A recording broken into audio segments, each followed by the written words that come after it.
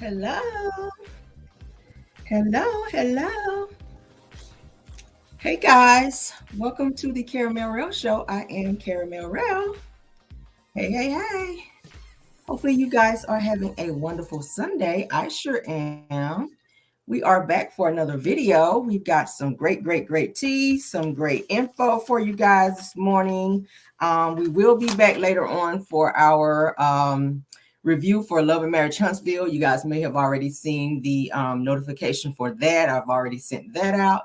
So yes, you guys get me twice today. I'm trying to make myself a little bit more available to you guys because y'all like, Cameron, we want to see more videos. So I'm trying, guys, to squeeze y'all in to get more information out there for you guys. Okay, hopefully you guys hit the like button as you came in. So I know some of you guys may be still in church or getting out of church, but it's all good. All right, so I'm gonna go ahead and get into the video. As you guys can see, my banner is up. Everything said in the video is alleged and, in my opinion, and is used for fair use and entertainment. Okay, we are covered under the Fair Use Act. Let's get into the show because we got some real deep stuff to talk about this morning. My goodness. I wanted to share some yesterday in my videos, but it would have made my videos like super duper long, and I'm trying to keep them at a minimum. All right, because YouTube be tripping when we be on here for too long. All right. Somebody said, did you see, right before we get into it, let's see, did you see Carlos King said he ain't getting rid of Scott? That's on him. If you want your ratings to steady drop because fans of the show, they're not happy with what's going on the show and who's on the show, then that's you. If Bravo and other company and other networks have to kind of move people around or move people out in order to get their ratings where they need to be, then Carlos King, if you want to be, selfish and not follow suit, then that's on you. That's your money. That's your show. That's your ratings. Like, you've already been kicked off Bravo before. So if you want OWN to go ahead and get rid of you as well because you're not making the executive decision versus being friends with those that you hire, friendship and business should never mix. And then I think that's the problem with Carlos. He's created a friendship with the cast on the show to where he can't make a boss decision and say, you know what? I don't think you guys are appealing to the fans. Like, you are guys already brought in the Fletchers and they're doing what they need to do. Obviously, they're sharing. That is what reality TV is. We want to see the tea. We want to see what is going on in your reality. That's why it's called reality TV. So if you're not going to share those things, step down and allow other people who are willing to do that. Lewis and Tiffany, they couldn't do that. Lewis clocked out. He didn't want to be on the show anymore. So they decided to step down, which was the right thing to do, and allow someone else to step up, which I feel like the Fletchers, it was kind of set up for them to step up in that space anyway. And I'm happy that they did because they are doing what they're supposed to do on this show, which is share. I mean, damn. The Scott's just been sitting there taking up space for 6 seasons, and it's so draining. It's draining that they have run out of lies to tell. Like, Tisha, you on here talking about a damn pregnancy test when you know your husband had a whole vasectomy almost 4-5 years now. Girl, get out of here. Get out of here. We're sick of the bullshit. We're sick of it. We're sick of it. All right, but let's get into it. I'm gonna say my Love and Marriage Huntsville stuff. Y'all saw Kimmi in my thumbnail. So we're gonna be talking about her last. I'm gonna save her to last because, honey, when I have to snap off on somebody, I always like to save it last and save my energy for that. All right, but let's get into the juicy stuff, okay? Now, it's seeming like there's going to be some more lawsuits headed Diddy's way. As we already know, Cassie have already sued him. We know about the 35-page deposition that was shown to us, but it's really a 65 page. We've already talked about that. In that deposition of the pages that they had to pull were very gruesome things that Cassie went through, and it could not be talked about. Now it's seeming like Diddy's other baby mama, Misa Hilson Brim, is gearing up to be filing her own lawsuit against Diddy, at which she is saying that she went kind of through a little bit worse maybe than Cassie, some similar things as well as maybe worse things than Cassie. Now we know all the women that Diddy has in his that he have in his life that he's connected to. At some point in time, we're hearing that some of the same things happen in terms of the domestic violence part of it, and the control part of it. Misa is no different. We've heard different stories where they've talked about, in terms of Gene Deal, he's come forward to say that he actually saw Diddy putting hands on Misa to the point to where she was trying to hide under a car, and he was being like super duper aggressive towards her. We've already heard about his other bodyguard, Roger Dodd, or Bonds, rather, Roger Bonds came forward to say that he actually saw some things as well. Everybody's speaking up and talking about the abuse that we've seen from Diddy. I'm going to go ahead and play you guys a clip that talks about Misa Hilton possibly going ahead and stepping up and filing a lawsuit against Diddy. And they're saying that Usher may be gearing up to file one as well, since he was SA'd at a young age. And it was saying that he was allegedly given herpes by Diddy. I'm saying allegedly because that has not been proven, but we do know that he did pay off some people or alleged females for them filing lawsuits saying that they received the actual STD from him. So let's go ahead and get into this with Misa Hilton Brim, which is Diddy's, well, I want to say first baby mama. She was in the Biggie One More Chance video. She was in the hot tub sitting on top of Biggie's, on top of Puffy's lap in the video. If you guys know who she is, she had blonde hair, real pretty girl. Yeah. So let's get into what is said about her filing this possible lawsuit. Let's turn it all the way up. It's like we're on the brink of witnessing Diddy's downfall. I'm not fabricating this. It appears that more and more people are stepping forward to expose his behavior.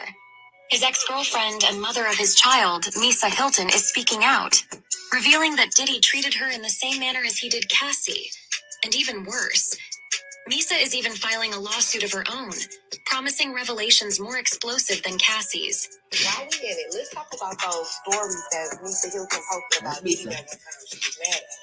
I'm not protecting anyone anymore, just my son. She got up under the because literally she tried to run up under the car. Wow. He was reckless with his hands, you know that, man. Everyone has to sit around for years and act like there isn't anything wrong with it. This is where the buck stops for me, 100. It's been a tumultuous week for Diddy, as his misconduct is finally being unveiled for the world to see. Misa.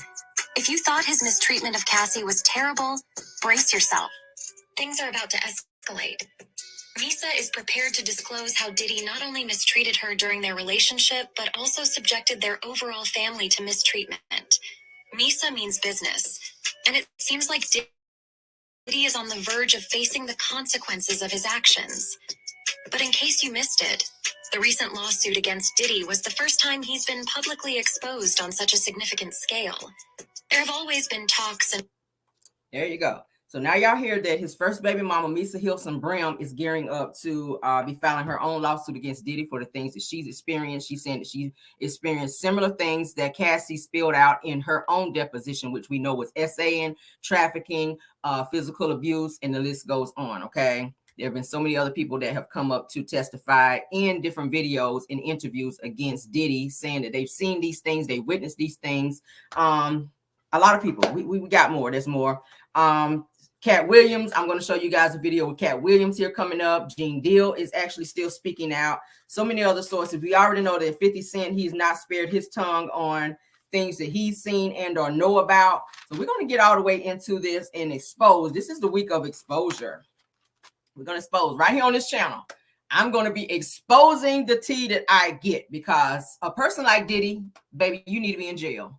And I think the more, and I keep saying it, the more we talk about it, the more it puts it out, that it put it out there for the feds or anybody else to come in to do what they need to do. Now, it said that there may be some RICO charges that's filed when it comes to Diddy in this whole Keefe D case, because y'all know Keefe D, his trial is coming up, and he is naming Diddy as someone who had some involvement in maybe paying some money into the tune of millions to have Tupac unalived. So we're going to get into that in a few minutes as well. We're going to also be talking about Coolio's death being suspicious and Diddy's name being brought up in that as well. His name is coming up in a lot of stuff behind a lot of people no longer being here. So we're going to break this thing down like a 57 Chevy here in a second as I give you guys this tea. All right. All right. So let's move on to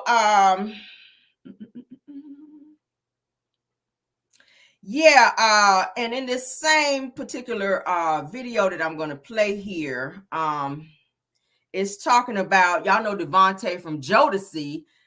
It was said and alleged that during a time that Diddy essayed a woman, that he also filmed this particular incident. This lady has already filed a lawsuit against Diddy as well.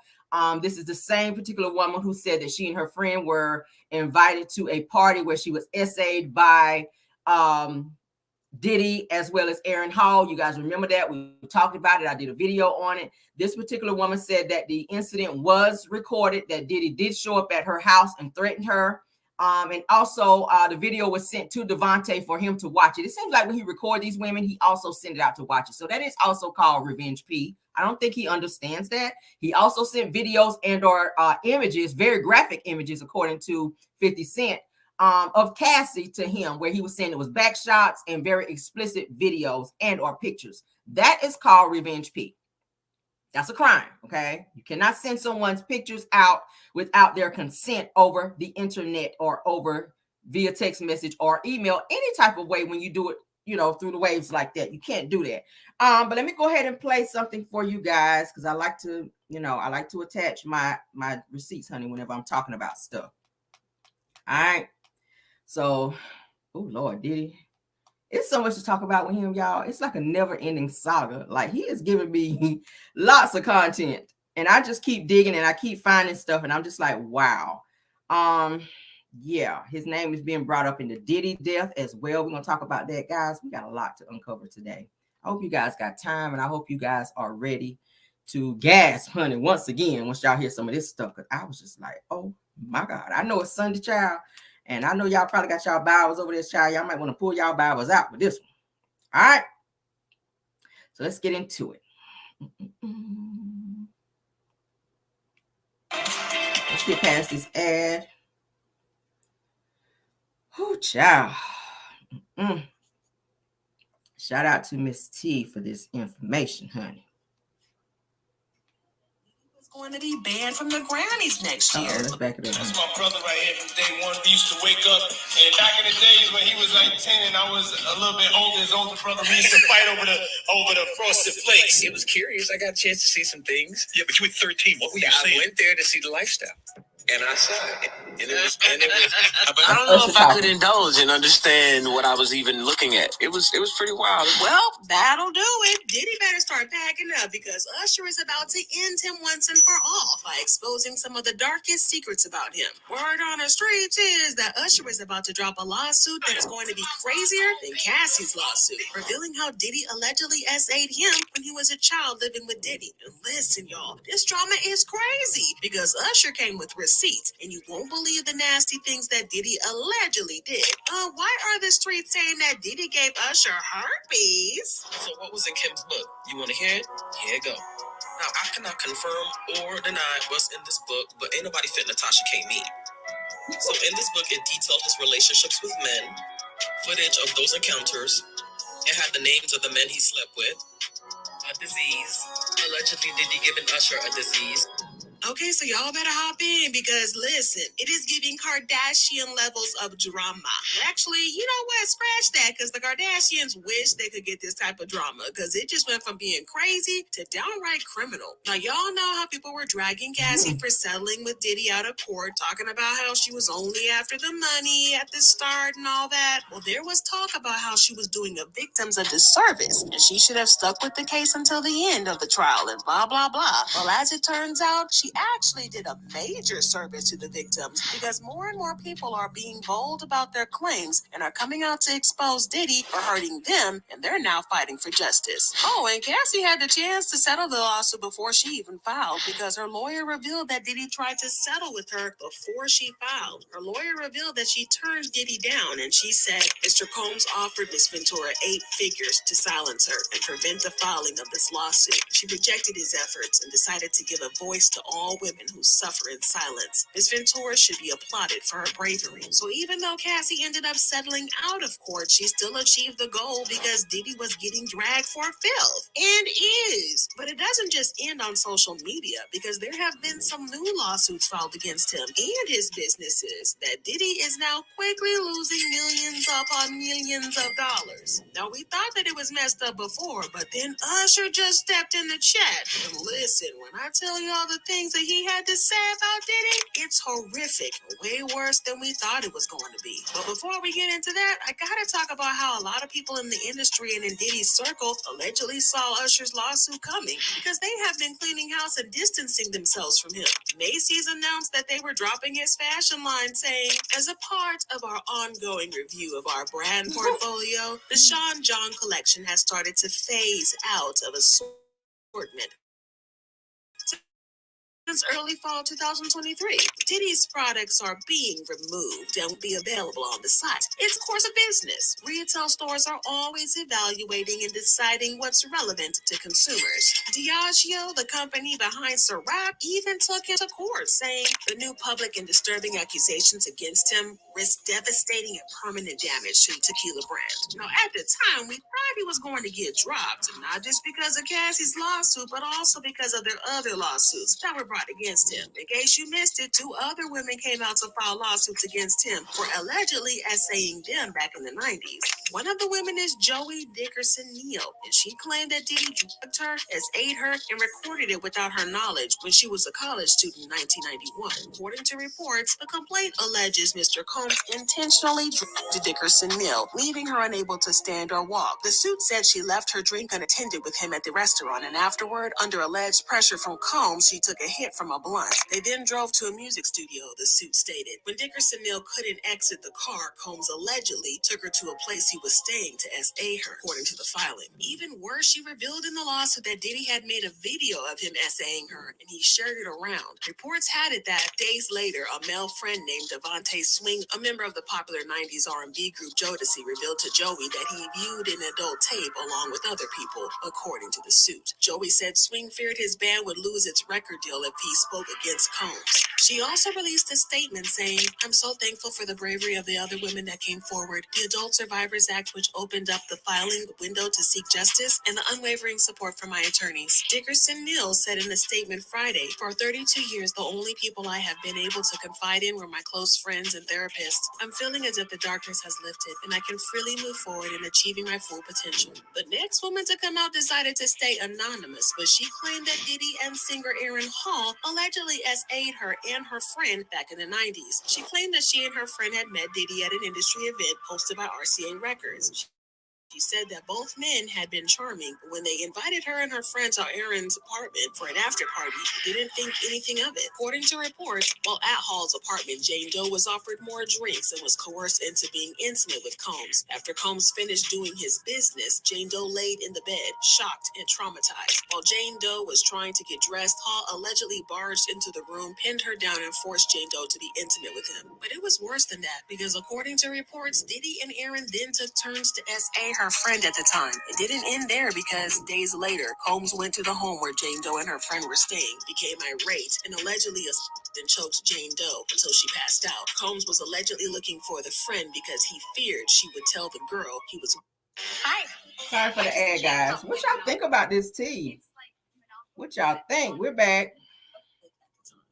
Denied this, and his lawyer said because of Mr. Combs' fame and success, he is an easy target for anonymous accusers who lie without conscience or consequence for financial benefit. The New York legislature surely did not intend or expect Adult Survivors Act to be exploited by scammers. The public should be skeptical and not rush to accept these bogus allegations. But after these lawsuits, things were quiet from Diddy at first. We thought that maybe, just maybe, the case was about to finally die down. But we were wrong on that end, because the next thing we knew, sources started to reveal that Diddy was going to be banned from the Grammys next year. A report said several Academy officials are pushing to remove the billionaire superstar from the Grammy guest list. The formal invitations go out this month. There's conflict at the Academy as several voting members do not think it would be appropriate to invite Diddy. Some, including several high-profile African-American members, fear that inviting him sends the wrong message to audiences in the the charities it supports.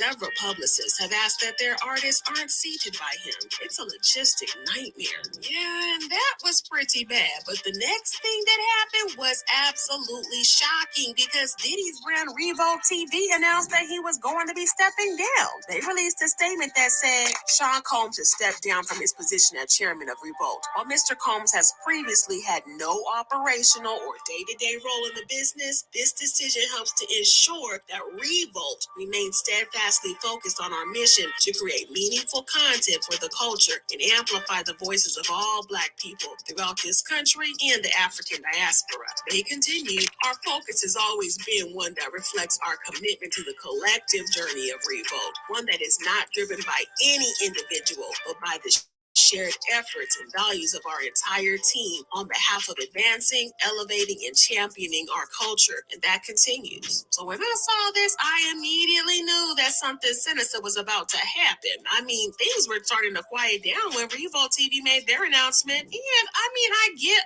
other brands cutting him off, but his own brand that he built? Yeah, it was given that he was trying to separate himself from his brand so he didn't lose no money. And listen, was I right on that? Because word on the streets is that Usher is now threatening to file a lawsuit against Diddy for allegedly essaying him when he was just a teenager. Now, as bad as it sounds, this isn't exactly new because rumors of Diddy essaying Usher have been around for years. People have been saying for a long time that Usher was one of Diddy's first victims, and it looks like Usher is ready to confirm this. So for those of you who don't know, Usher's mentor at the time, L.A. Reid, sent Usher to live with Diddy when he was just 13 years old because he wanted Usher to learn from Diddy. Diddy exposed Usher to a couple of things that were way above his age range. He should have never been exposed to it. I mean, have y'all wondered why Usher hates talking about his time with Diddy? It's a period of time that shaped his entire career, but for some reason, he doesn't want to talk much about it. And when he does talk about it, the things he says makes it super clear that a lot of messed up things happened at the time. There was this interview that he did with Howard Stern. And the we remember all of that. So now that we know that Usher, they're saying, is willing to possibly speak. I want Justin Bieber. I see y'all putting it in there. I want Justin Bieber to speak up as well because he will be very, very influential in this particular case against Diddy because he too was mentored and groomed, I'm gonna say, under Diddy at the direction of we already know, okay. This shit is so crazy, y'all. It's so crazy. I'm so happy that people are speaking. And I done told y'all, ever since Cassie filed that lawsuit, it damn kicked the door down. It's some stuff that we never even knew was going on. But let's continue. As you guys see, Devontae, he knew about some things because Diddy sent him pictures and stuff, as I was saying. And he was told by Diddy, either you're going to shut your mouth or you're not going to have a career. As we all know, Devontae is in the group Jodeci. He was doing writing and all that for Bad Boy. He made a lot of money writing music for Bad Boy, but he was told, look, you better shut your mouth. Yeah, you got these pictures, but you may not be telling nobody. So he was under this whole muzzle type thing to where he couldn't speak on things that he saw and was privy to, which is so messed up. So Diddy was able to scare a lot of people into being quiet while he was doing these things to people. And it's just so crazy how they were getting these younger people while they were at a young age. Like Justin Bieber was like 10, Usher was like 13. It's crazy how they bring them in the industry like that and do that because they are very young and naive. And, you know, they dangle all these expensive things in their face and money. So they're like, oh, okay, I'll do this, not realizing that they're violating themselves for $1. So I really hope that that Usher and everybody else that was violated by Diddy come forward. Now, my question is, somebody said L.A. Reid. Yeah, my question is with Diddy. I'm kind of questioning, are Kim Porter's kids safe being with Diddy? Now, I told you guys the other day I saw online where the twins were staying at Kimora Lee's house while Diddy's kind of dealing with all this stuff that's going on with the media attention and everything. The twins are staying at Kimora's house for right now. I don't know if they're still there, but from what I was told a few days ago, they were at Kimora's house. As you guys know, Kimora was kind of like a sister to Kim Porter. Her children kind of grew up with Kimora's daughters. And they're really tight and real close. So Kimora has always been there for Kim Porter and her children. So now while Puffy is going through all this mess in the media or whatever, he's letting the kids kind of stay over there while some things kind of die. Now he's probably going through hell because every day is some new stuff coming out. He's being sued left and right. But yeah, let's get into some more tea, honey. Let me go ahead and play as well where Katt Williams actually spoke out on some stuff about Diddy too. And he also named Jermaine Dupri in some stuff. I said, well, hot damn. Baby, when I tell you they not sparing no one, I'm telling you they're not sparing anyone. So Katt Williams is speaking up and saying he's revealing that Diddy and Jermaine Dupri groomed Criss Cross and some other little boys in the industry. Let's go ahead and hear that. Think Orlando Brown. All right, so let's back it up. Let's back it up. Because I've been listening, going back and listening. Crazy. I'll be back to you if JD ain't had enough. Yeah. Jermaine Dupri, king of the as if you ask me, baby.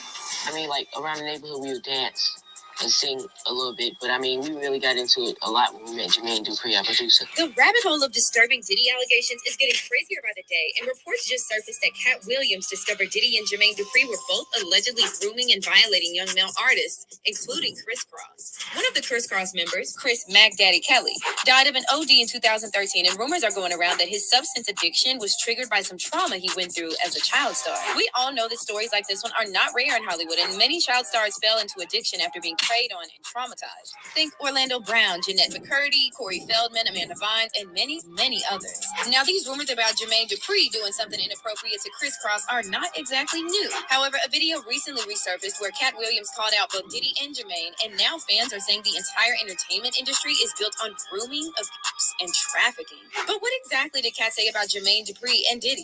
And did Criss Cross Mac Daddy really OD because of the trauma he went through? Let's get into it. I'm like I told Puppy, I don't let men take me out, sir. I'm good. So, to give you some context, Criss Cross became a mega successful hip-hop duo when they were only 12 and 13. Chris Mac Daddy Kelly and Chris Daddy Mac Smith were discovered by Jermaine Dupri in 1991, and just 1 year later, they exploded onto the scene with their massive hit, Jump. The song was literally everywhere, ruling the Billboard Hot 100 for 8 weeks straight and went double platinum as a single. Criss Cross went on to release 3 studio albums, all of which were produced by Jermaine Dupri and achieved massive commercial success. Their first album, Totally Crossed Out, reached multi-platinum status, while their second and third were certified platinum and gold, respectively. There's no doubt that Jermaine Dupri had an ear and eye for talent because thanks to him, Criss Cross became the most successful and youngest musical act of the early 90s. However, there's another side to this story, and after Chris Mac Daddy Kelly died from an OD in 2013, disturbing rumors started circulating that the boys were groomed and possibly violated during their early days of their career. On April 29, 2013, Chris was found unconscious in his Atlanta home and taken to the hospital. He sadly passed away 2 days later at age 34, and his family confirmed to the police that Chris had an extensive history of drug abuse. The following day, Jermaine Dupri shared a letter to fans and said Chris Kelly was like a son that he never had. To the world, Chris Kelly was Mac Daddy, but to me, he was the son I never had, Jermaine said. When I think about it, I spend more time with Chris and Chris than damn near anybody in my whole life, so you can imagine how bad this hurts. However, when Jermaine appeared on Vlad TV in 2018, fans thought his reaction to Vlad's question about Chris's death was strange. He didn't know exactly how old Chris was when he died, and he also got really fidgety when asked if he kept in touch with Chris. And then one of the members passes. No, Not right after, but years later. Yeah, years later. He passes at a relatively young age. Was it 30-something? Yeah, I think so. Did you see that coming at all? Were you guys still in contact? No, I didn't see that coming. We was in we had just did the 20th anniversary, so it was like we had just started, having much more dialogue about them going on tour and doing other things after the 20th anniversary. Of course, this doesn't mean that Jermaine did something. No eye contact. However, the rumors simply refused to go away. Fans started going through old interviews of Criss Cross from the early 90s and pointed out that in their first media appearances, when Criss Cross first blew up, Chris Kelly seemed very outgoing, friendly, and full of smiles. However, a few years later, he seemed broken and sad in almost every interview. Our still our friends, the other half our schoolmates are jealous, and then you have some of your schoolmates that are looking up to you saying that they want to be like you, and they're gonna start their own group and stuff like that. Will you help me out? One fan commented, "Those boys were terrified and traumatized. I see past the surface." And another person wrote, "They look so lost and traumatized. I can imagine what they had to go through as far as being in the industry." The rumors about Jermaine either doing something to Criss Cross or allowing others in the industry to do it continued to circulate for years after Chris Kelly's death. And at one point, Jermaine addressed these allegations and clapped back at a fan who commented on a since-deleted IG post saying, "Yeah, 17 years ago you were team Criss Cross, even had a lawsuit which they won, but it was kept from the public." However, Jermaine quickly fired back, "You must be out of your effing mind. I should sue you for writing this disrespectful on my page. F out of here." Now, none of this is actual proof that Jermaine did anything to the Criss Cross boys. After all, this is a typical rumor whenever you have a young artist being mentored by someone much older and powerful in the industry. However, this specific rumor has persisted, and part of the reason is because Katt Williams came forward and publicly called Jermaine the P word. In fact, he called him the king of P's. Back in 2011, a video popped up showing Katt freestyling, and Katt came for everyone, including Diddy, Jermaine, and Steve Harvey. What's happening, Puff? I'll be back to you if JD ain't had enough. Yup. Jermaine Dupri, king of the house, if you ask me, baby. Now, you'll agree that what Katt called Jermaine is probably the worst thing that you can call someone. However, Jermaine never addressed Katt's comments or threatened to sue him like he threatened that random fan on Instagram. On the other hand, most people thought Katt was high on something when this was filmed, and no one really took him seriously. So, Jermaine thought it wasn't even worth addressing. But then the story took another turn when Bow Wow, who was also mentored by Jermaine starting at age 11, added more fuel to these rumors in 2018 when he tweeted this: "Yo, Jermaine Dupri, if you don't answer my call, I'm going to tell the world that you and blank space." So in light of these new claims about Diddy allegedly trafficking his artists, fans are starting to look sideways at all of these powerful and influential industry figures. In case you missed it, Diddy's former bodyguard Gene Deal recently spilled that he witnessed Diddy saying he wanted to get Danity Kane members hooked on drugs and pimp them out. He stood up there and he said in front of a lot of people, we were in the studio, and I said something to him and walked out the studio. He said, "Yo, I'm a drug dick soft and picked them out and pimped them out to my nigga." He said, "I'm gonna drug them out. I'm gonna get them all on drugs, and I'm gonna pimp their out to my nigga." I was like, "Give somebody kids." And then, of course, Cassie dedicated a significant portion of her lawsuit against Diddy to S trafficking, alleging that Diddy forced her into encounters with male S workers, which he probably directed and reported. Fans are now speculating that even if Jermaine himself didn't do anything to Criss Cross boys, he might have exposed them to things they shouldn't have been exposed to at that age. Kind of like what happened to Usher and Puffy Flavor Camp. And then there's also the fact that some industry sources claim that Jada Pinkett Smith took advantage of Chris Kelly when Chris was either 14 or 15. These allegations came from rapper Daz Dillinger, who worked closely with Tupac and produced his album, All Eyes on Me. In a 2021 interview, Daz claimed that Jada had an entanglement with Chris Kelly back in 1993. And Jada Pinkett was entangling.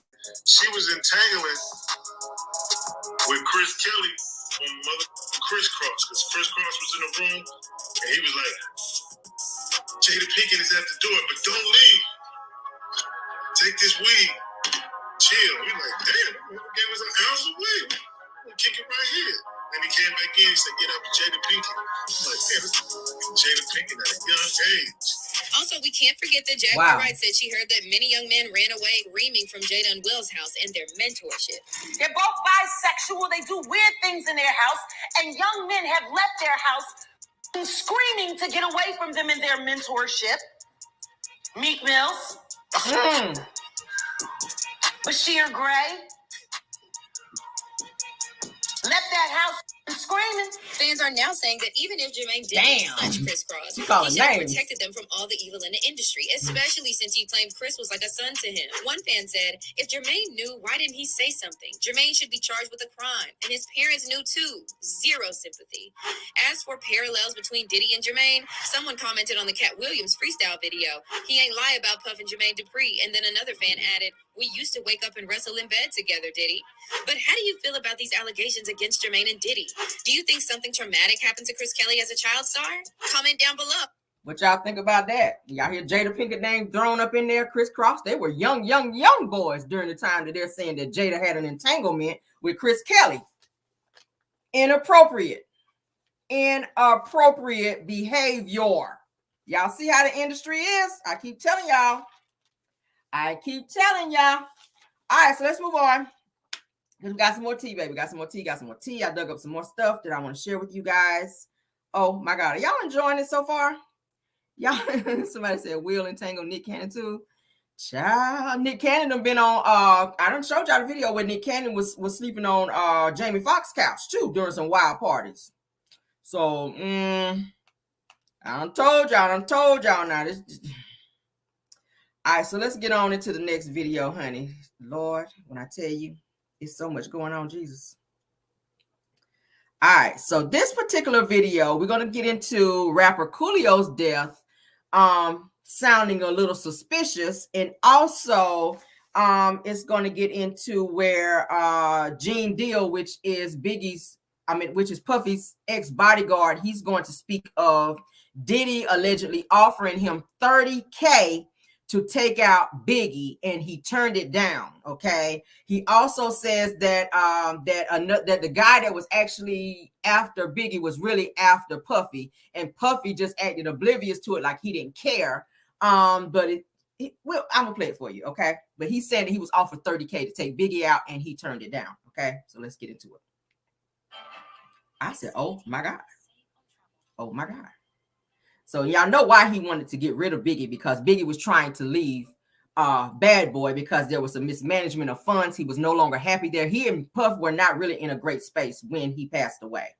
Okay. They were not in a good space. All right. So let's back it up. If they acknowledge the material. So they don't give you the trophies. I got the checks. I didn't get the trophies. Jay got all the trophies, man. That's because he signed that contract. What contract? No, if you don't sign out the give him a trophy, she ain't coming. Singer Cassandra Ventura, whose stage name is Cassie, has sued music mogul Sean Diddy Combs, accusing him of rape, alleging she endured over a decade of violent behavior and disturbed demands, and that she was trapped by Mr. Combs in a cycle of abuse, violence, and sex trafficking. I'm telling you. I'm telling you. Later you gonna find out a little shit that I be saying. You understand what I'm saying? Man, listen. I'm trying to tell you the truth. But the truth, sometimes it hurts. Right. With the recent Cassie news, 50 Cent once more became vocal about Diddy and Jay-Z doing some hella shady stuff to boost their careers, you know? He's throwing out some heavy accusations, too, saying they might be involved in the deaths of other rappers. You think 50 Cent actually knows some dark secrets about Jay-Z and Diddy sacrificing other artists to climb the ladder? Ooh, pretty wild, man. Man, the rap game used to be ruthless, too, especially back in the 90s when everyone was trying to be a gangster and make it big. Nobody wanted to be caught slipping, you feel? According to 50 Cent, Jay-Z and P. Diddy are no exceptions to that rule. They're like these hardcore rappers who do anything to climb to the top. So let's focus in on what 50 Cent's throwing out there. 50 Cent is saying that Jay-Z and P. Diddy have been screwing over a bunch of artists through their record labels. And check this out. He's pointing fingers at Coolio as one rapper who got the short end of the stick dealing with Jay-Z's shady business. As I walk through the valley of the shadow of death, I take a look at my life and realize it's that. Let me turn that down because of the music. Y'all know who Coolio is. Gangsta's Paradise, okay? Last year, rapper Coolio, who was 59, well, he passed away. And a coroner's report dropped the news that drug use was behind it, according to the LA County Medical Examiner coroner. They found that he died from the effects of fentanyl, heroin, and methamphetamine. They all chalked it up as accidental. Coolio's longtime manager, Jerez Posey, spilled the beans to the Associated Press, confirming the cause of death. Now, this coroner's report mentioned a few other health conditions that Coolio was going through at the time, like cardiomyopathy, asthma, and recent use of phencyclidine, which is that angel dust hallucinogenic. Cardiomyopathy messes with the heart's pumping game, and the phencyclidine is known for inducing all sorts of illusions, hallucinations, and stuff like that, according to doctors. Investigators also figured out that Coolio's severe asthma and smoking habit played a big old part in his passing, Posey told the AP. The rapper kicked the bucket in September of 2022 at a friend's house in Los Angeles. Back then, it was reported as a cardiac arrest. We're learning the cause of death for Grammy-winning rapper Coolio. The 59-year-old was found unresponsive at a friend's Los Angeles home last September. The rapper's family was informed today he died from a fentanyl overdose. His manager says Coolio also had traces of heroin and meth in his system.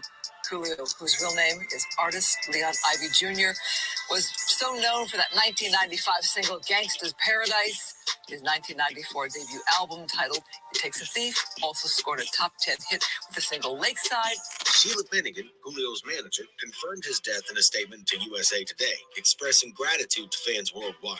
Born in Pennsylvania in 1963, Coolio hit the scene in the 80s. It wasn't until 1995 that he blew up with that big old hit of his, Gangsta's Paradise, which actually earned him a Grammy for Best Rap Solo Performance in 1996. Coolio had a solid career with 8 albums and appearances in film and TV shows like Futurama, Charmed, and The Nanny, and he definitely left his mark on the world. For months, nobody really knew what went down with Coolio's death, and a bunch of folks out there thought it was just a heart attack. But, you know, Coolio's close crew and fam, well, they were all in the loop about him dealing with some real heavy health stuff for years. Even still, there were some whispers, and some folks thought that Diddy and Jay-Z might be mixed up in Coolio's demise. Why is that? Well, apparently, Coolio spilled tea in some interviews right before he passed, hitting that he was legit scared for his life. Word was he had some industry dirt and was about to expose some shady characters, so they had to shut him up real quick. Now, later on, the authorities confirmed that Coolio had some heart issues that went undiagnosed, leading up to his passing. But even with those facts to the table, people kept... Let me pause. Isn't it ironic how people who are starting to come forward in the music business all of a sudden have these health issues that nobody knew about? Is that not ironic? We've heard the same thing with Kim Porter, who we heard was virtually healthy. According to Al B. Sure, said that she was healthy and nothing was wrong with her prior to her passing. And then all of a sudden she's going to do this book, and now all of a sudden she's sick and got all these things going on. And now Coolio, which now they're trying to say he had all these medical issues that no one knew about. And he did previous interviews prior to his death saying that he knew things, and he also talked about he was afraid for his life. Now, all of a sudden, he's gone, and they're putting in his autopsy report that he has all these medical things going on dealing with the heart. They were saying the same thing with Kim Porter, that y'all know the first autopsy, they said that she was poisoned, and then some stuff was going on with her heart as well. It sounded very strange, and this is why I'm connecting these deaths, because it sounds very similar. Let's continue. He was scared because some things were getting ready to come out, and he felt some people were after him because he was starting to speak out in interviews and revealing things. So let's continue. In the tale that Jay and Diddy ordered a hit on Coolio. But Coolio's story is just one in the long line of conspiracy theories tied to Jay and Diddy over the decades in the game. Who knows if there's any truth to it, though? The industry could be pretty wild. All right, check this out. There's this belief among some folks that Diddy was the man behind Notorious B.I.G.'s death. They're saying there's some solid evidence to back it up, too. Now, Biggie, a.k.a. Biggie Smalls, was a legend who left us way too early, just at 24 years old. Even though it's been more than 25 years since he passed, his death is still shrouded in mystery. People were hit hard by it too, and at some point, they just had to move on. The official story was that Biggie got hit in a drive-by shooting. All right, so let's dive into this story. Back in February 1997, Christopher Wallace, Biggie, headed out to LA to hype up his second studio album, Life After Death, and shoot the video for Hypnotize, the lead single. Now, on March 5th, he's on the radio with the Doghouse in San Francisco, spilling that he's got security on lock because he's genuinely worried about his safety. Not just the East Coast, West Coast hip-hop beef causing paranoia for him. It's also the recent murder of Tupac just 6 months prior. Plus, being a paid celeb, security is just a must. Life After Death was set to drop on March 25th, 1997. Fast forward to March 7th, and Biggie hands out an award to Tony Braxton at the Soul Train Music Awards. Some folks in the crowds just were not feeling it. They booed him. Now, the very next day, he was supposed to jet off to London, but on the night of March 8th, he's at an Okay, I'm sorry, guys. You gotta add. I'm so sorry. Oh, is this not some tea, y'all? Is this not some tea? Magazine, Quest Records, and Tanqueray Gin at the Peterson Automotive Museum in LA.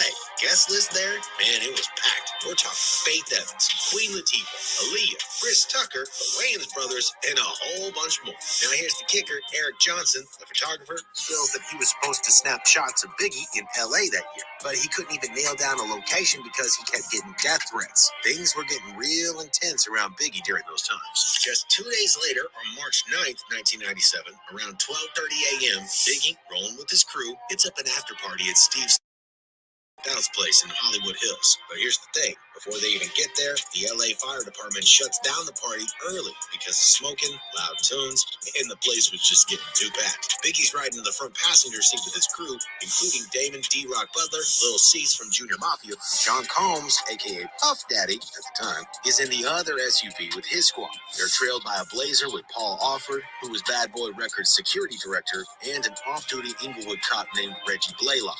All right, so around 12:45 a.m. I told you guys before, anytime Biggie was going somewhere, Puffy was always with him. He rode with him. He stayed right by Biggie's side. This particular night, when they left to go to this party, why was Puffy like a whole car way behind Biggie? I feel like he knew something was getting ready to take place, and he didn't want no pow-pows to be hitting him because he knew what was getting ready to go down, because I feel like, allegedly, he helped orchestrate it. Let's continue. The streets are buzzing with people leaving the museum, and Biggie's SUV stops at a red light at Wilshire Boulevard and South Fairfax Avenue, just 50 yards away. And then 2 minutes later, a dark Impala rolls right up next to Biggie's Suburban. The driver, a black dude, rolls down the window, pulls out a 9, and starts firing at the SUV. 4 shots hit Biggie. His crew rushes him to Cedars-Sinai Medical Center, where doctors tried to save him with emergency surgery, but sadly he was declared dead at 1:15 a.m. at only 24 years old. Now, the autopsy report, released 15 years after the tragedy, it breaks down all the shots that happened. 3 of them weren't fatal, hitting his forearm, back, and thigh. But the 4th one, though, that one entered through his right hip, hitting vital organs and stopping in his left shoulder. Biggie's death hit the hip-hop world super hard, and fellow artists like Nas felt it was like the end of an era, especially with the loss of Tupac Shakur, too. The impact was felt worldwide by fans and the hip-hop community. It's a tragic chapter in the rap game's history. I was in LA when Biggie passed. He was on his way. He was supposed to come to a party that Steve Stoff and I were throwing in the hills, and where we were supposed to speak because we hadn't been on the best terms around that time. And, he never made it, and it messed me up. Oh, man, big time. I regret it. Biggie's one of the guys that I feel like was one of the cool guys, who was extremely competitive, but great sense of humor, and who knows what things will be like today. But wait, there's more. So back in February, Diddy's ex-bodyguard, Eugene Gene Deal, a.k.a. Uncle Ron, he dropped a bombshell. He claimed that he had the inside scoop on who really was the one that offed Biggie and why. Uncle Ron, he spilled that he and Diddy were in Biggie's car the night he got killed. And here's the twist. It was not a drive-by shooting like everyone thought it was. The stories they tell is not truthful. And now people are sitting here believing every Biggie movie that you've seen, they say it's a drive-by.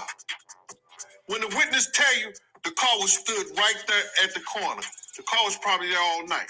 Uncle Ron's dropping some heavy claims, saying that the bullet that took out Biggie was actually meant for P. Diddy. According to Uncle Ron, it's on Diddy that Biggie got killed that night, that they were partying at that museum. So here's how it all went down. Uncle Ron spots some unidentified guy trying to get to Diddy's car during the party. After telling the dude to back off, he sees him hop into another car parked on the same corner where Biggie later got shot. And Uncle Ron spills the beans to Diddy, warning him that someone's out to get him at the party. But get this, Diddy, he didn't do anything about it. Now, why does Diddy's inaction make sense? Well, because Uncle Ron spills that Diddy had actually offered him $30K to take out Biggie. Uncle, should I take this? Woo. Sorry for the ad, guys. Is that crazy? $30K to take out Biggie. Saying Diddy thought Biggie was a threat to his own career, so he had to find another way to get rid of him. Uncle Ron goes all out in that video too, not only putting Biggie's death on Diddy, but also claiming that Diddy had some nasty habits, treating people like crap, and apparently he's not one of the nicest guys to be around. So after all this drama, 50 Cent steps in and he tells Diddy to stop cashing in on Biggie's memory and just let the man rest in peace. See, Diddy's been making moves to honor Biggie, sampling his music, dropping a Notorious B.I.G. biopic, and shouting him out in his own songs. According to 50 Cent, it seems like at some point, Diddy just switched gears, doing it more for his own profit than just shouting it out for Biggie. 50 Cent straight up called out Diddy, saying, "Enough is enough, man." According to 50, it's all getting disrespectful, too. The track The Ghost of Christopher Wallace that Diddy made alongside Jay Electronica, in 50's eyes, doesn't even have a hint of Biggie, except for the fact that Puffy's doing his background dancing and throwing in those ad-libs at the intro. And to 50, that's almost ruining what could have been a good track.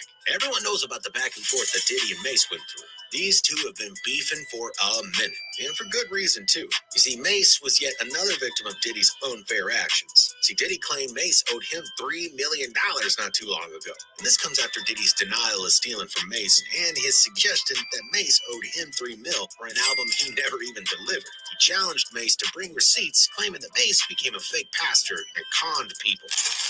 One album. How much money do you think I owe this guy? One album? And then he became a fake pastor and went and conned people. And then y'all gonna let him throw dirt on the God's name? I wrote each and every one, and each and everybody, and everybody could come and step up. Bring your receipts. But I'm not playing.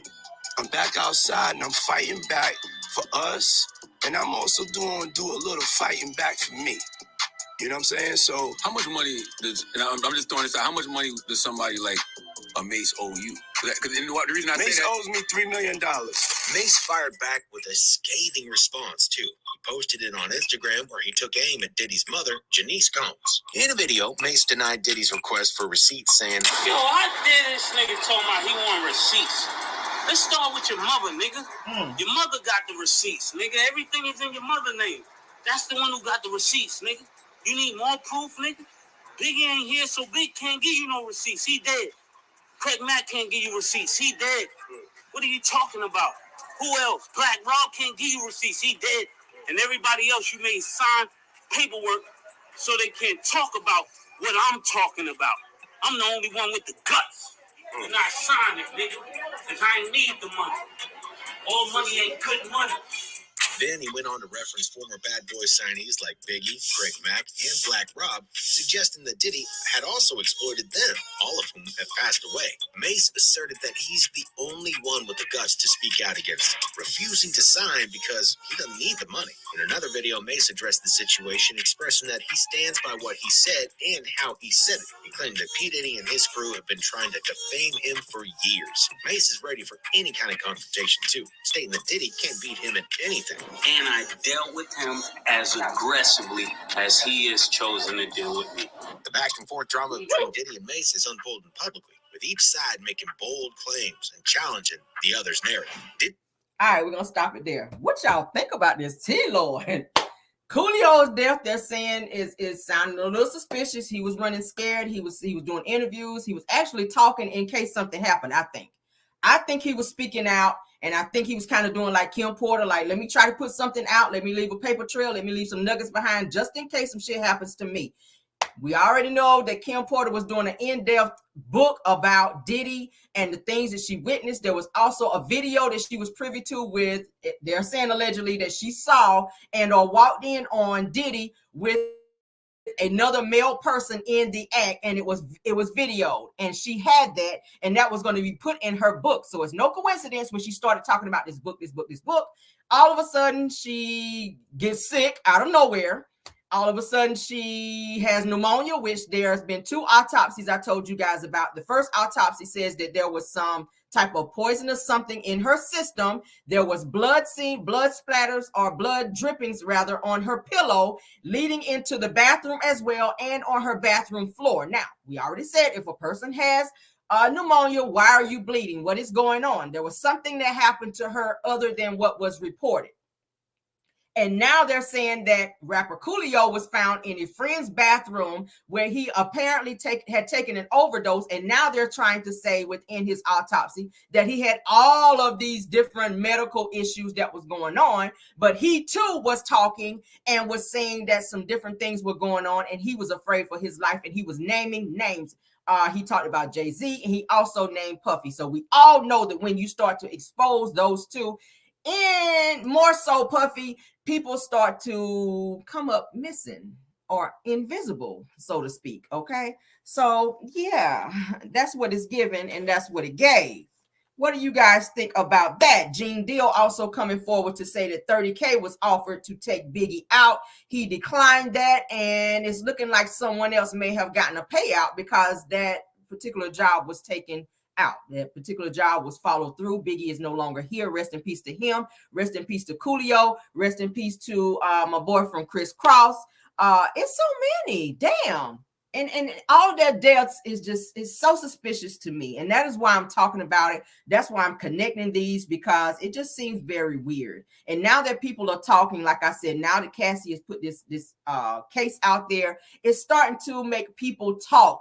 A lot of NDAs have run out. So people now are able to speak and not be able to be muzzled by NDAs and threats and things of that nature. Listen at me sound like Martell. But anyway, that is what's going on, okay? That is what is going on. Too many people are being muzzled. Now, we already know that Gene Deal also spoke a little bit about the case that's coming up with, what's the guy? Keefe D. We know that's coming up. Keefe D's case, trial is getting ready to come up. They're saying that some RICO stuff may be attached to that, dealing with Puffy. He also mentions Puffy name in that, saying that there was also a payout being offered for Tupac's unaliving as well, at which we know Tupac is no longer here. Rest in peace to him.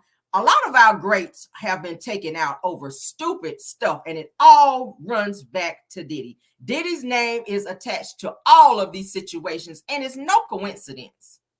It is no coincidence that his name keeps being brought up. Keefe D, like I said, he did mention that that Puffy did offer some money. And we all know Suge Knight, he's speaking from behind bars with his podcast as well, where he's also saying that Puffy also, or P. Diddy, Brother Love, all these damn names that he's trying to throw out there now to throw people off, that he's also having something to do with this Keefe D situation, at which Keefe D was trying to say that his nephew, who has also passed away by a pow pow, he was trying to say that he was the one that actually initiated the pow pow that took Tupac out. But he said he was in the car and he knew about said situation, taking out Pac, and that he was there to help orchestrate the situation as well, and to follow through and to make sure that it happened.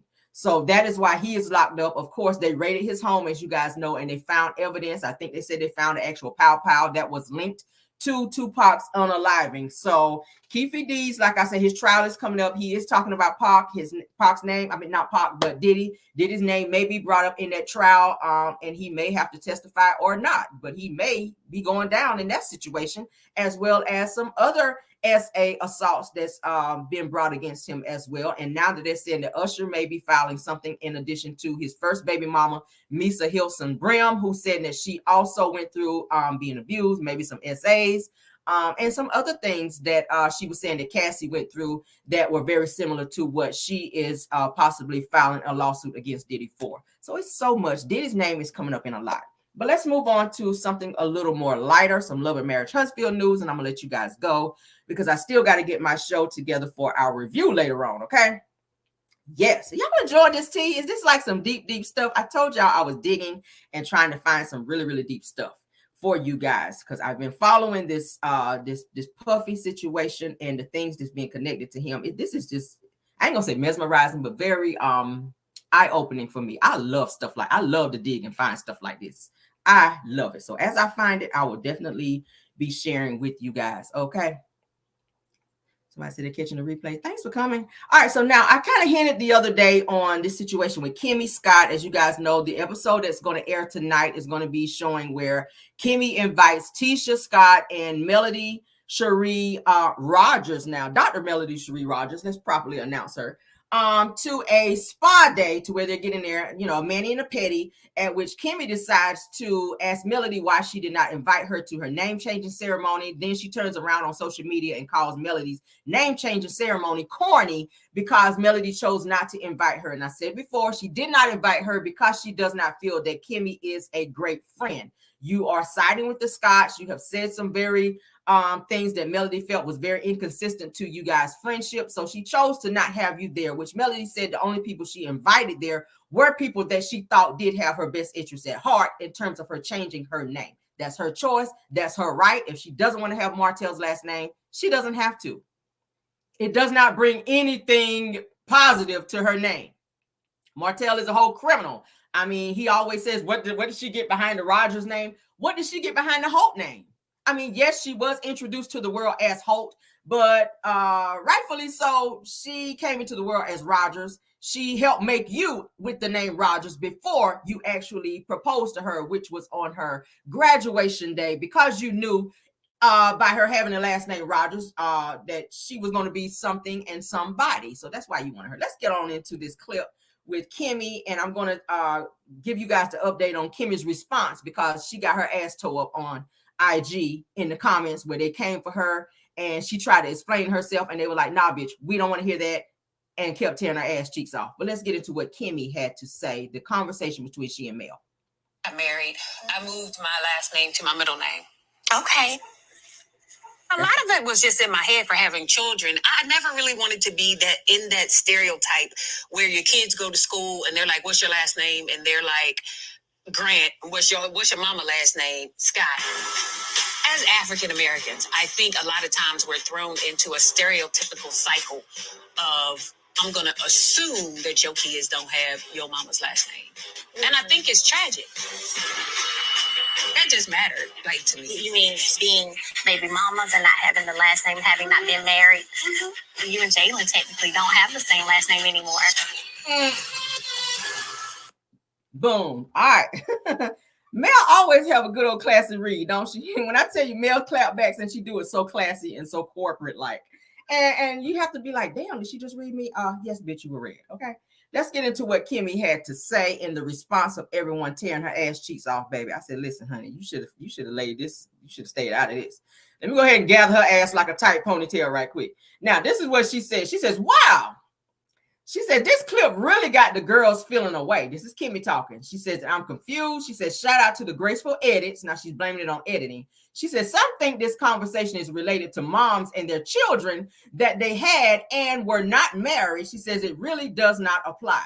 She says, however, the actual conversation, okay, not shade and not a dig. She says the conversation was in regards to moms who get divorced and weigh their options on keeping their married last name or not.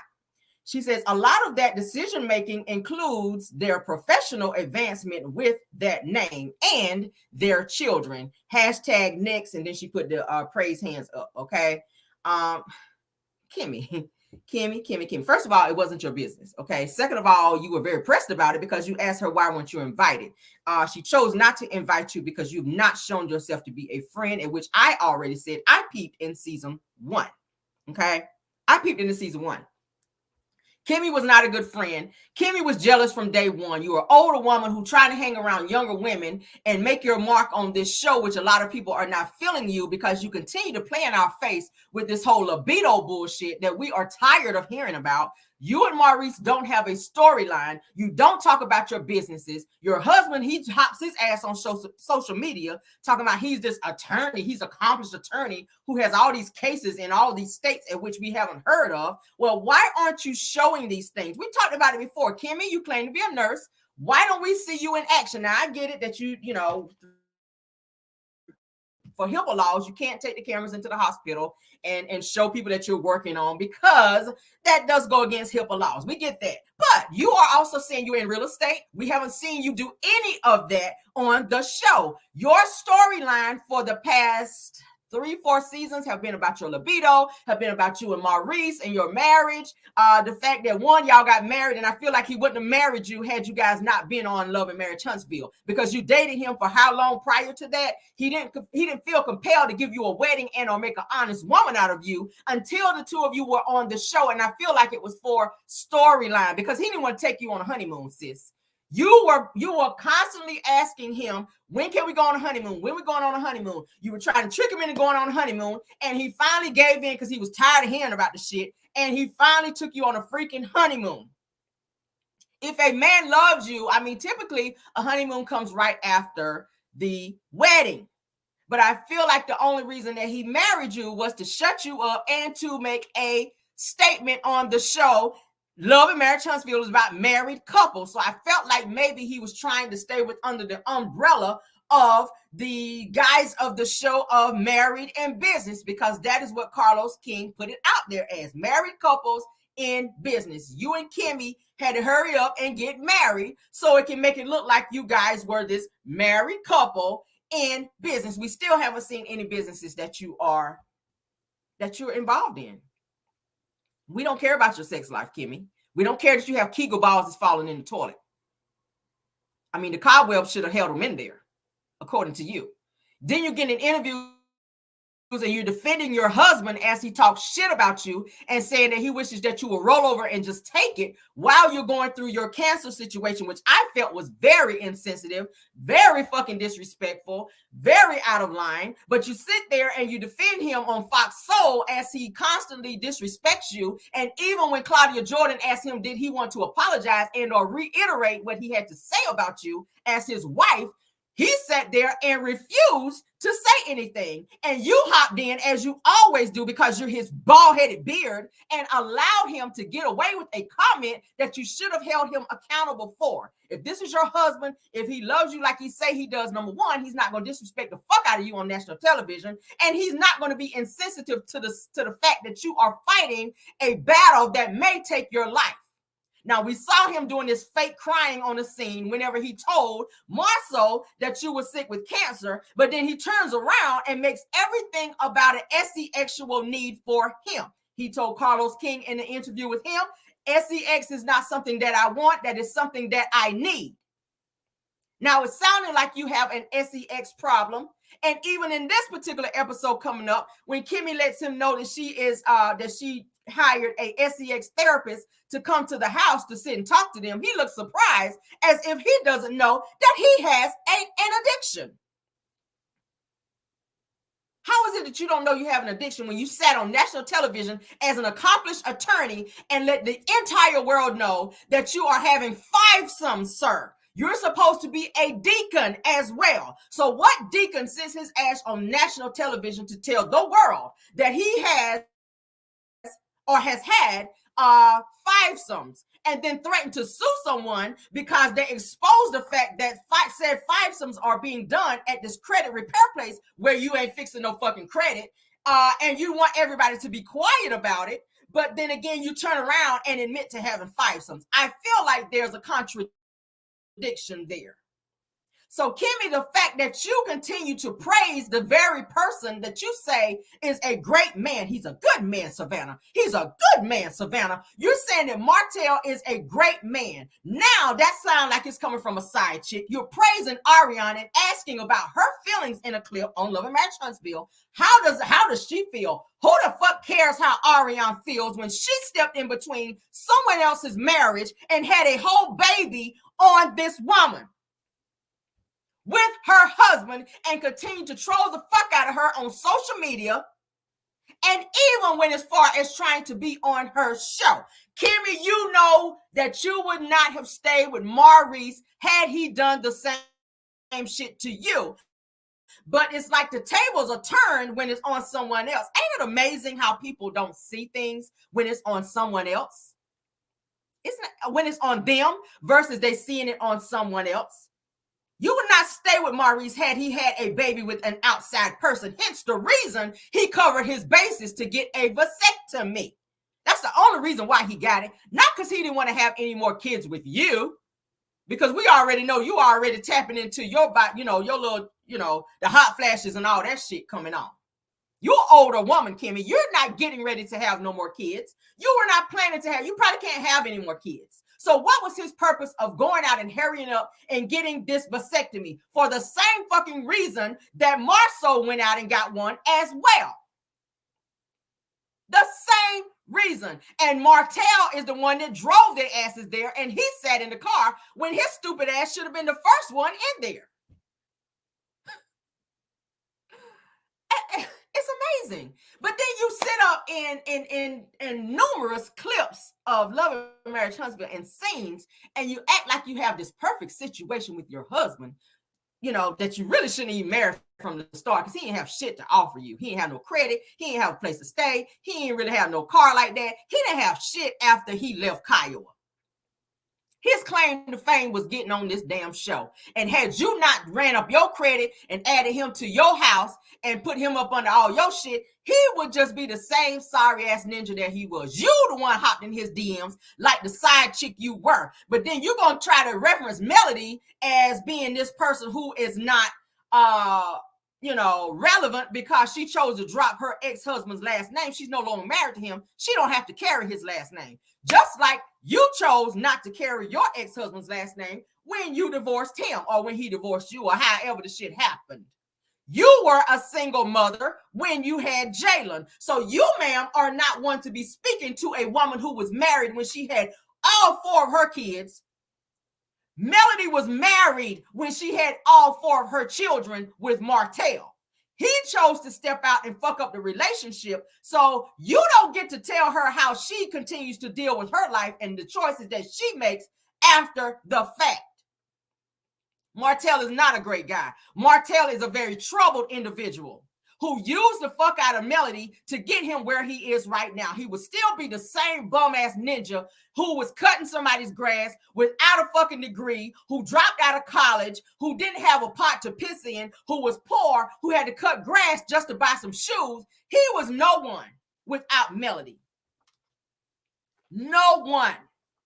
Ariane, bitch, you were no one without Melody, because it was her money that bought you a car. It was her money that provided Martell the finances to be able to do the things for you that he was doing. So bow down to the motherfucking boss when you speak about her.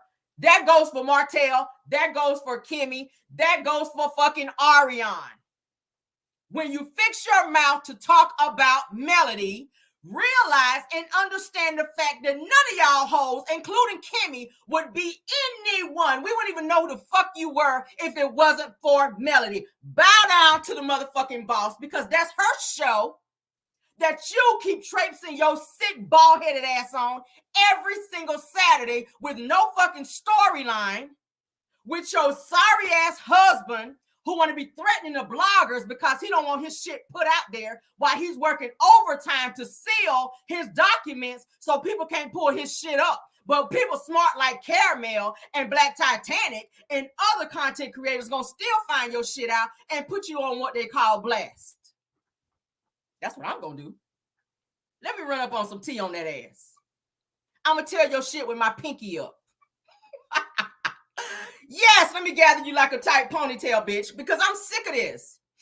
Then you're going to hop your ass on there and try to give an explanation. Pipe what they call your ass down, bitch. We don't want to hear explanation because you already said what you said. Don't blame it on editing. Don't blame it on editing. It's not editing. I'm so tired of people blaming their bullshit on editing. Oh, it's editing. Editing. Editing can't edit shit unless you give it to them. Do I need to say it again? They can't edit anything unless you give it to them. Tisha and them try to say the same shit. Oh, it's editing. It's the editors. That's Tisha. It's the editors that got us looking like we look. No, bitch, it's you. Own your shit. Stand on your shit. The same way you stand on them crusty ass heels. Stand on it. The only right thing you've done this season, Tisha, was getting a pedicure, bitch, because every time we see your damn feet, they crusty as fuck. Thank you, production, for adding her to that scene with Melody and Kimmi to get a fucking pedicure. I'm going to be a little petty. I'm feeling a little petty. I know it's Sunday. I went to church on TV this morning. Bedside Baptist. Shout out. Let me be a little petty this morning because I'm sick of these hoes. I'm going to be raw with it. I don't give a hot damn today. I woke up with, I drank a little I don't give a fuck this morning in my cup, and I don't care. That's how I'm feeling. That's what it's giving. I'm sick of y'all hoes. I got to call you that. Because you hopped in a nigga DM knowing he won't shit. You knew he was married. But you get an attitude, bitch, when somebody call you a side chick. Own it. Own it. That's what side chicks do. Hop motherfuckers DMs. Yes, your backward wigs wearing ass was hopping in DMs, Kimmi. But you want to try to act like you this business boss woman. Shut your ass up, girl. It's the disrespect for me. It's the audacity for me. You were clout chasing. You married somebody because he pleased you in bed. He had nothing to give you but good deed and conversation. And so many women fall victim to that type of bullshit. And then you wind up resulting to taking care of a fucking supposed to be man. I can't say man. I got to put supposed to be in front of that. Because a real man going to be on his shit. A real man going to make sure his credit's straight. A real man going to make sure he got his own car and a place to fucking stay so he can bring a woman over there and bone. You sleeping on another man's couch and you inviting the bitch over to come over to smash her in another man's house and you ain't even got your own place. Get your shit together first, then holler back. That's how I see it. Oh, so now your job is fixing people credit now. When your whole credit was a 300 out here. And you still owe 80K to the government, but you got your ass on national television bragging about that you dropping weight on some Jeeps out here? Do the government know that? Do the IRS know that? Do the IRS know that y'all owe them 80K and y'all flexing on national television about y'all out here buying new vehicles? I told her to buy a Mercedes. Oh, okay. Keep right on. Keep right on. Because they're watching. The feds stay watching. Oh, they stay watching. Ask Tisha Marceau. That's why they've been sued for fraud and misrepresentation. And according to the reviews of Credit One, it's giving fraud and representation. That's why them 2 stars and them 1 stars are sitting in reviews. Because a lot of people that were saying that they paid money and their money is being deducted from their accounts every month to have their credit fixed and the shit ain't being fixed. It's giving fraud and misrepresentation. That's what it's giving. So not only, it seems like the Scott way right about now, allegedly. It seems like it's the Scott way to be frauding folk to get a little coin here and there so you can pay Peter to pay Paul or rob Peter to pay Paul. And I'm talking about literally. So now y'all shit been found out in Huntsville, and now it's looking like y'all trying to spread a little bit abroad. I'm hearing they're trying to do some work in Florida and other places, Mississippi and other places. So now y'all done ran y'all reputation down in Huntsville. So now y'all trying to spread y'all fraud abroad, if you will. Tisha, y'all owe taxes too. We're gonna put y'all shit out there too. While we're exposing everybody. Tisha, y'all owe back taxes. Y'all need to get them abatement charges. Y'all need to get them paid as well. Y'all need to handle that shit too, because y'all nasty as hell with rats and roaches running around. Shout out to Black Titanic. Literal rats and roaches on your property. That's nasty as fuck. We done saw how your mama house be over there. She nasty too. I ain't worried about her coming for me, because I already sent her proposition out. We ain't heard back, so bitch is up from there. Okay? Yeah. You already said you want to be caramel ass. What are we in month 3 now? All right, I'm done with that shit. I ain't even gonna address it no more. You didn't speak back. I'm done with this shit. I'm not gonna spin the block on that no more. Okay, I know when the bitch is just talking. But moving on. Yeah, we don't. Yeah, it's the internet. It's the internet clout for me. Whatever you gotta do, girl, to get your likes up over there. Even if you gotta mention beating somebody's ass, do what you gotta do, girl. We already know the shit ain't gonna never happen. Okay, I told you I'm easy found. But moving on, honey. Like I said, Kimmi, it was very fucking disrespectful of you to invite Melody to a pedicure and a manicure to ask her if you could come to her event when you knew that you weren't officially invited. If she wanted you to be there, she would have invited you. And the simple fact that you were mad that she didn't invite you there, okay, clearly shows that you're not her friend. Yes, Lesmore, the rats and roaches were running around on the property, and they have abatement charges, which mean they're nasty. They didn't clean the property up. There was shit out there and there was several abatement charges, not just one. Several abatement charges. Go look up what abatement means. You didn't clean your shit up. You didn't clean your shit up over there. Rats and roaches running on the property. All right. Shout out to Black Titanic. She actually took us to the property of where the shit was going down. So I know it ain't lies. And I'll still say alleged because I love to be cute. But yeah. And then Tisha had the audacity to hop her ass, her thick tongue, non-talking ass up in there and say, oh, I'm just not going to say anything about it. But at the same time, you know, I just feel like it was just kind of weird that Melody, if she's supposed to be her friend, if she threw a whole party for Kimmi whenever Kimmi was sick, I thought that they were friends like that. So even if she didn't invite me, she could have invited Kimmi. Shut your ass up too. Worry about why your husband, okay, is in Colombia on the same weekend that your anniversary is, Miss. I've been married for 18 years. Let's worry about that shit. How about that? Worry about why your husband chose to once again be out of town conveniently when his homeboy is having a bachelor's party in Colombia down there with the 304s. We already know what's going on in Colombia, conveniently on the same weekend that it's your anniversary. Mine don't do that. My anniversary, I be with my husband every anniversary. Okay. Yeah. He don't decide to go out. Oh, baby, I'm going on the fuck you are. he know not even bring that shit up to me. Because that's just unheard of. That your husband don't want to be around you to celebrate and commemorate a time at which you say is 18 years and is supposed to be so celebrated. He didn't want to be around your ass for a family vacation. This is the second time he'd have been out the country without you. And my thing is this, if it's your anniversary, bitch, why he didn't tell you, okay, fly out and come along, and then when we go to the bachelor party, just stay at the hotel, and then I'm going to make it up to you after the fact, and you and I going to go out and kick it. If he was going to do some shit like that. But once again, he made you stay back while he go out of the country to do what he really wanted to do. The same shit he do when he tell you he going out of town to work, at which we know he ain't never doing that. Because according to the Zen Garden deposition, he ain't finished no jobs. Do I need to say it again? He ain't finished no jobs, but he damn sure took the money up front like he did.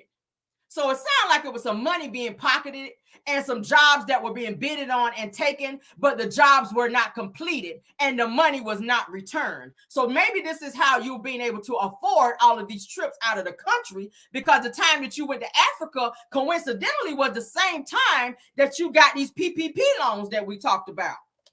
I need a sip right there. 2 to be exact. This many.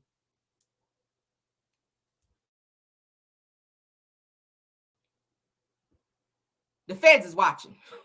Feds, y'all hear that? 2 PPP loans around the same time that he went to Africa. Yeah, I'm snitching. What we doing? What else is going on? Okay. But that is it, and that is all. I just want to throw that out there. Let Kimmi know, baby, we see you. You didn't need to respond to that. And that's why they tore your ass off in the comments, and they're going to continue to do it. You're not a fan favorite, none of the Scotts. So I saw what somebody was saying that Carlos King announced that he's not removing the Scotts from the show. Great, don't. It's your show. Hey, we want to see you off anyway. You shouldn't even be producing no more anyway, because the ratings suck anyway. And if you don't start doing your fucking job, OWN is going to drop you just like Bravo did, Carlos, okay? Don't think that you are irreplaceable. Don't think you're irreplaceable, okay? Please don't think that. Because just how Bravo dropped you, the same way OWN will, okay? Because them ratings been kind of lackluster here lately. Thank you so much, Angie Alexander, for the super sticker, dear. Oh, yeah.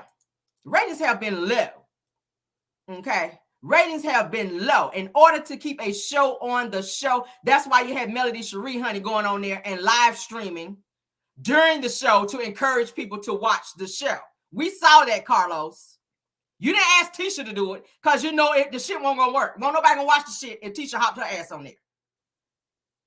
So he know who to use in order to get shit done. You won't gonna ask Marceau to do it. You won't gonna ask Maurice to do it. You damn sure won't gonna ask Kimmi to do it. So you knew to come to Melody Cherie and ask Melody to live stream the fucking show to get people back watching during the blackout. We already see what it is. So you want people to watch this fucking show, but you don't want to make the necessary changes. If people are not willing to share their lives and their real life stories and what's really going on with them, get the fuck off the show. We already see that Bravo is making necessary changes to Real Housewives of Atlanta. They are moving people out. They're firing people. They're changing people around in order to get the show back to where it needs to be. Now, I'm hearing, and from some sources, they're saying that they might be biting their tongue and they may be trying to bring Nene Leakes back. I see that Nene Leakes is starting to hang out with Candy Burris again, which we all know Candy Burris is the highest paid one on the show. She ain't giving up that spot and she ain't giving up her bag. So they may be trying to bite their tongue and they might be bringing Nene back for a few scenes in order to get the show back where it needs to be, because we all know that Real Housewives of Atlanta was the hottest when Nene was on the show. People can say what they want to say. They don't like Nene. They don't fuck with Nene. But at the end of the day, Nene brought that heat to the show.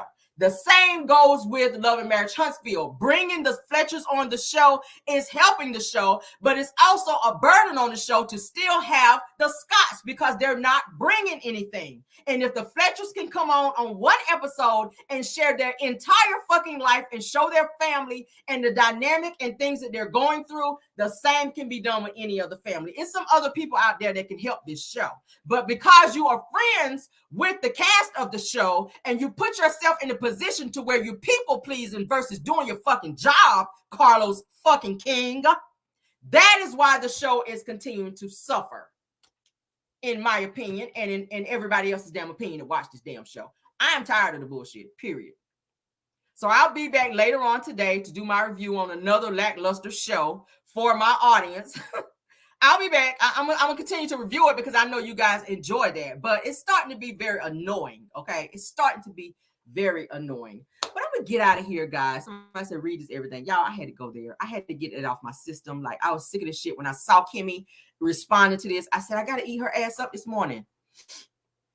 I gotta break you down like a Lego, baby. I gotta pull you. I gotta drag you.